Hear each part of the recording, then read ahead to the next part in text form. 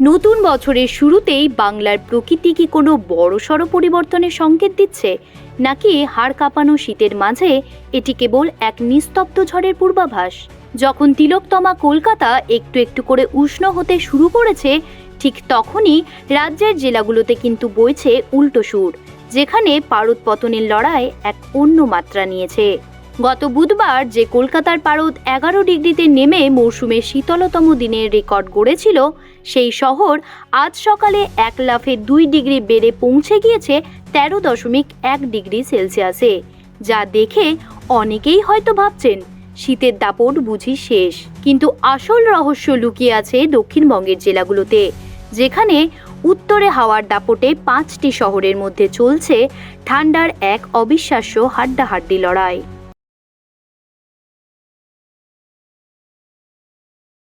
Darjeeling 4.4 degree Celsius তাপমাত্রা নিয়ে রাজ্যের শীতলতম স্থান হিসাবে নিজের মুকুট ধরে রাখলেও সবাইকে অবাক করে দিয়ে দ্বিতীয় স্থানের লড়াইয়ে বাকিদের টেক্কা দিয়েছে বীরভূমের সিউড়ি, যেখানে তাপমাত্রা আজ ঠিক 8 ডিগ্রি সেলসিয়াস।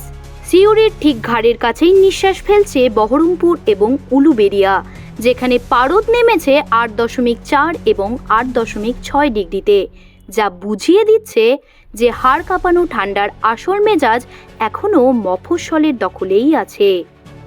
আলিপুর আবহাওয়া দপ্তরের পূর্বাভাস অনুযায়ী এক অদ্ভুত আবহাওয়া তৈরি হতে চলেছে, কারণ ওড়িশা উপকূলের বিপরীত ঘূর্ণাবর্তের ফলে একদিকে যেমন তাপমাত্রা সাময়িকভাবে বাড়বে, ঠিক তেমনই ঘন কুয়াশার চাদরে ঢাকা পড়বে বীরভূম থেকে মেদিনীপুরের বিস্তীর্ণ এলাকা।